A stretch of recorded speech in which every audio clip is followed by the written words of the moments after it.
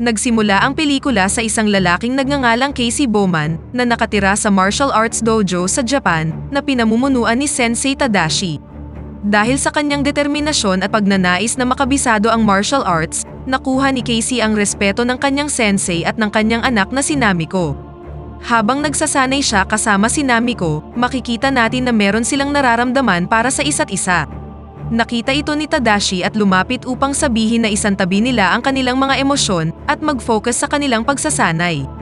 Nang gabing yun, binuksan ni Tadashi ang isang chest kung saan nakalagay ang Yoroi Bitsu, isang sinaunang ninja suit at sandata na ipinasa from generation to generation ng kanyang mga sensei.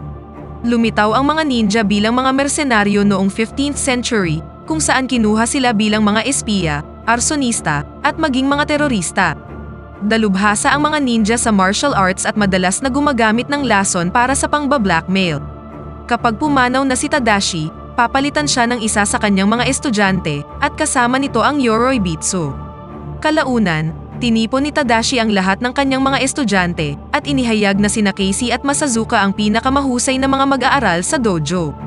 Ngunit isa lamang sa kanila ang magiging karapat-dapat na magmana ng Yoroi Bitsu. Tila tutol si Masazuka sa pagkakapili kay Casey at itinuring ang kanyang sarili na mas magaling kaysa sa kanya. Ang isa pang bagay na ikinakagalit ni Masazuka kay Casey ay ang pagiging close nila ni Namiko. Dinala si Casey sa dojo noong sanggol pa lamang siya nang iwan siya ng kanyang mga magulang. Gayunpaman, nagawa niyang maging isa sa mga pinakamagaling na estudyante ni Tadashi. Kalaunan, nagpatuloy sina Masazuka at Casey sa mahigpit na pagsasanay at pinanood ang isa't isa. Palaging huling natatapos sa pagsasanay si Casey at marami ang humahanga dito. Sa sumunod na araw, isang labanan ang naghihintay sa kanila na siyang magpapasya kung sino ang pinakamagaling at sinubukan ni Masazuka na paglaruan ang emosyon ni Casey sa pamamagitan ng pagbibiro sa kanyang nakaraan.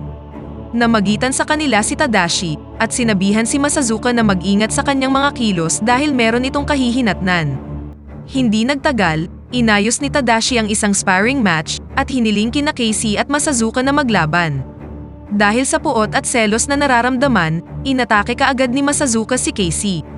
Sinubukan siyang pahintuin ni Tadashi, ngunit si Masazuka na punong-puno ng galit ay hindi pinansin ang kanyang mga salita at patuloy na inatake si Casey gamit ang isang katana. Muntik nang mapatay ni Masazuka si Casey sa pamamagitan ng pagtutok ng katana sa kanyang dibdib, ngunit nagawang pigilan ni Casey ang pag-atake. Dahil sa kanyang mga aksyon at paglabag sa panuntunan ng dojo, tuluyang pinatalsik si Masazuka mula sa dojo ni Tadashi. Sa labis na pagkadismaya sa desisyon ng kanyang sensei, isinumpa ni Masazuka na maghihiganti siya sa lahat ng miyembro ng dojo. Makalipas ang ilang taon, sa Temple Industries sa New York, isang lihim na organisasyon na tinatawag na The Ring, ang nagsasagawa ng isang ritual upang i-welcome ang mga bagong miyembro. Maaari lang silang maging opisyal na kasapi kapag nalagyan na sila ng simbolo ng grupo sa kanilang mga dibdib. Samantala sa Russia, dalawang lider ng pinakamalaking kumpanya ng langis ang nasangkot sa isang hindi pagkakaunawaan sa grupong Ring. Pareho silang papatayin ng isang killer ninja na walang iba kundi si Masazuka. Sa katunayan, nagtatrabaho ang mersenaryo para sa grupong Ring at madaling napatay ang mga Russian na kasangkot sa isang deal. Pagkalipas ng ilang araw, sa Koga Dojo, tinipon ni Tadashi ang lahat ng kanyang mga estudyante dahil malapit na niyang ipakita ang Yoroi Bitsu na itinalaga sa kanya sa loob ng 30 taon bilang Grandmaster. Sa panahong ito, dapat nang ipasa ni Tadashi ang kayamanan sa susunod na henerasyon at sa sandaling yun, biglang nagpakita si Masazuka. Inangkin niya ang posisyon bilang sunod na Grandmaster sa dojo, ngunit tumanggi si Tadashi. Dahil dito, pinagbantaan ni Masazuka ang lahat at sinabing pagsisisihan nila ang hindi pagkorona sa kanya bilang bagong Grandmaster. Dahil sa inaasahang pagsalakay ni Masazuka, inatasan ni Tadashi sina Casey at Namiko na protektahan ang Yoroi Bitsu. Ayon kay Tadashi, si Casey lang ang taong kayang protektahan ang kanyang anak at Yoroi Bitsu dahil malinis ang kanyang puso. Sa sumunod na araw, nagawang dalhin ni Casey at Namiko ang Yoroi Bitsu sa New York kung saan itinago nila ang chest sa vault ng Triborough University sa tulong ng isang matalik na kaibigan ni Tadashi na si Professor Garrison. Sa sandaling yun, nasa isang silid na puno ng armas si Masazuka at naghahanda na siya sa gagawing pag-atake. Sa kabilang banda, naghihintay na rin si Tadashi sa kanyang pagdating at nagsimulang mag-meditate. Samantala, Nanananghalian si Casey kasama si Professor Garrison at nagsimulang magkwento. Sinabi niya kung paano siya nakarating sa dojo at tila namanghan naman dito ang propesor. Samantala sa Japan, sinimulan na ni Masazuka ang pagsugod sa dojo at isa-isa niyang pinatay ang lahat ng mga estudyante ng kanyang sensei nang walang kahirap-hirap. Matapos patayin ang bawat fighter sa dojo, hinarap na ni Masazuka ang kanyang guro na si Tadashi. Hindi alam ni Masazuka na itinago na nina Casey at Namiko ang Yoroi Bitsu sa New York, kaya sinubukan niyang patayin ang sensei upang nakawin ang kayamanan, na isa na ngayong walang lamang box. Napagtanto ni Masazuka na hindi niya kayang talunin ang kanyang sensei, kaya pinatay niya ang mga kandila at inactivate ang kanyang night vision goggles. Ipinikit ng guro ang kanyang mga mata at sinubukang gamitin ang iba niyang pandama, ngunit inatake siya ni Masazuka gamit ang lason. Pagkatapos, inilabas niya ang antidote at hiningi sa guro ang Yoroi Bitsu. Tumugon si Tadashi na pinagsisisihan niya ang araw na tinanggap niya si Masazuka sa kanyang dojo. Nawasak nito ang moral ni Masazuka at walang awang pinatay ang kanyang guro. Sa kabilang banda, sinubukan ni Namiko na tawagan ang kanyang ama na nasa dojo, ngunit wala siyang nakuhang sagot. Nang malapit na siyang umalis matapos patayin ang sensei, narinig ni Masazuka ang pagring ng telepono at ang pangalan at numero ng tumatawag na si Paul Garrison ay lumabas sa screen. Napagtanto niyang nasa New York ang kayamanan at agad na tinawagan ang ring upang hanapin ang lokasyon ni Paul Garrison. Nang malamang nasa New York sina Casey at Namiko, ipinadala ni Masazuka ang kanyang mga tauhan upang patayin silang dalawa. Bukod sa kanila, tinarget din ni Masazuka si Professor Garrison at ang kanyang pamilya. Sa kabutihang palad, nagawang makaligtas ni Casey at Namiko sa sorpresang pag-atake. Nakatakas ang dalawa at nagtago sa isang motel. Habang nanonood ng telebisyon, nabigla ang dalawa sa isang balita, kung saan pareho silang kinilala bilang mga salarin sa pagpatay kay Professor Garrison at wanted na sila ngayon ng mga pulis.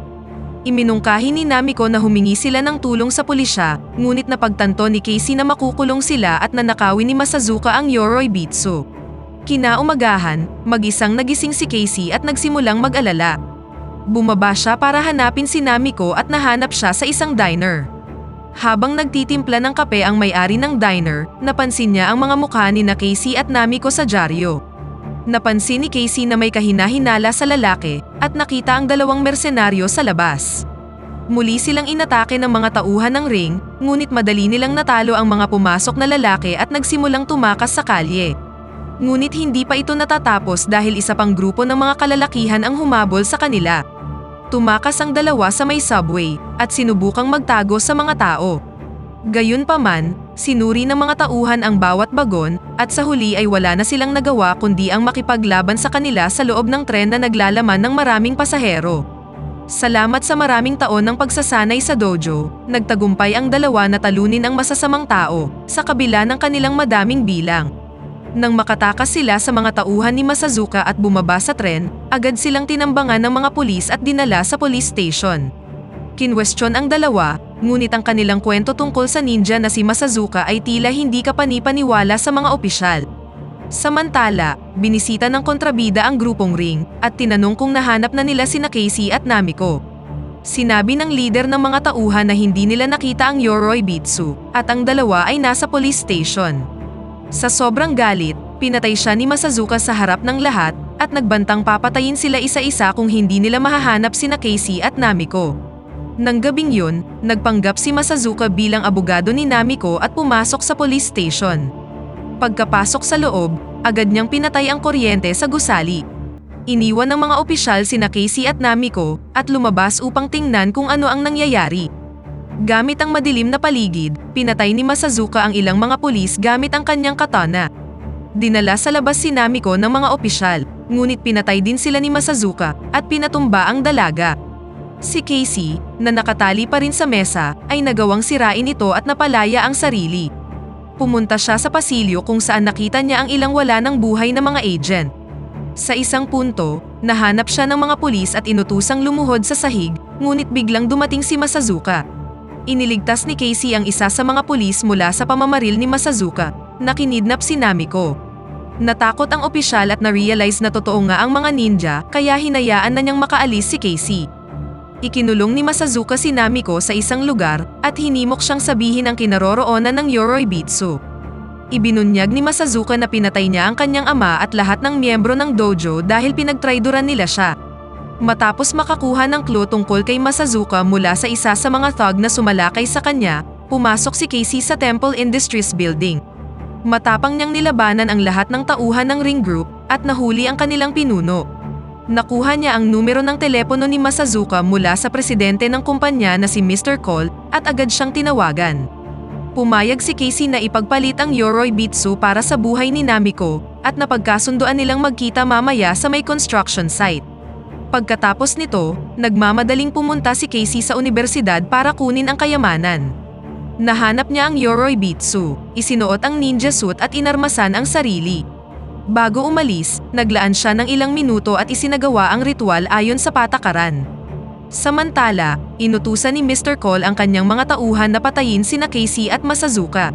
Maya-maya, dumiretso si Masazuka sa construction site na napag-usapan nila ni Casey.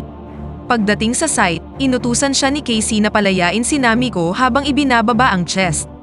Nakita ni Masazuka na walang laman ang chest ng Yoroi Bitsu at labis na nagalit. Hindi nagtagal, si Casey, na nakasuot ng Yoroi Bitsu, ay lumitaw sa harap ni Masazuka. Habang naghahanda ang dalawang lalaki para sa huling labanan, dumating ang mga miyembro ng ring at tinambangan sila sa utos ng pinuno. Nilabanan ni Masazuka, Casey at Namiko ang mga tauhan, at madali silang natalo ng hindi man lang pinagpapawisan. Ginamit ni Namiko ang pana na nakaimbak sa Yoroi Bitsu at nagpakita ng ilang nakamamanghang kasanayan sa pakikipaglaban. Matapos matagumpay na talunin ang buong hukbo ng ring, nagsimula na ang mahigpit na labanan sa pagitan ni Casey at Masazuka. Gumamit ng blowpipe ang kontrabida para tamaan ng poison arrow si Namiko at ipinakita kay Casey ang bote ng antidote. Nagkaroon ang dalawa ng isang matinding labanan, kung saan ihinulog ni Masazuka ang bote ng antidote na labis na ikinagalit ni Casey. Habang binibigyang liwanag ng police helicopter ang laban, gumamit si Masazuka ng ninjutsu technique para bulagin si Casey gamit ang liwanag sa kanyang katana at pagkatapos ay nawala sa kanyang harapan. Upang makasabay sa pag-atake, ginamit ni Casey ang parehong teknik ng Grandmaster. Ipinikit niya ang kanyang mga mata, ginamit ang kanyang ibang pandama sa pag-counter-attack at sinaksak si Masazuka na nasa likuran. Pagkatapos nito, agad na tumakbo si Casey papunta kay Namiko. Dismayado siya dahil itinapon ni Masazuka ang antidote, ngunit bigla niyang naalala ang mga itinuro ng sensei. Palagi sa kanyang sinasabi ng guro na ang ninja katana ay may kapangyarihang pumatay at magpagaling. Pagkatapos, nakita niya ang antidote sa hawakan ng katana ng Yoroi Bitsu. Sa loob ng ilang segundo, nagtagumpay ang antidote sa pag-neutralize sa lason at nailigtas si Namiko. Kinabukasan, ipinaalam ng isang pulis kina Casey at Namiko na napawalang sala na ang akusasyon sa kanila bilang mga killer ni Professor Garrison. Hindi lang yun, nahuli na rin ng mga pulis ang leader ng lihim na grupo at tuluyan ng nabuwag ang ring. Pagkatapos ay ibinalik na ng agent ang kanilang mga passport at hiniling na wag na silang babalik sa New York. Kalaunan, bumalik na sina Casey at Namiko sa Japan upang magbigay galang sa kanilang yumaong sensei at ipinagpatuloy ang pagpapatakbo ng Koga Dojo at pangangasiwa ng Yoroi Bitsu, at dito na nagtatapos ang pelikula. Pakipindot naman ng like button kung nagustuhan mo ang pelikula at kung hindi naman, pindutin mo ng 2 beses ang dislike button para lang makasiguro.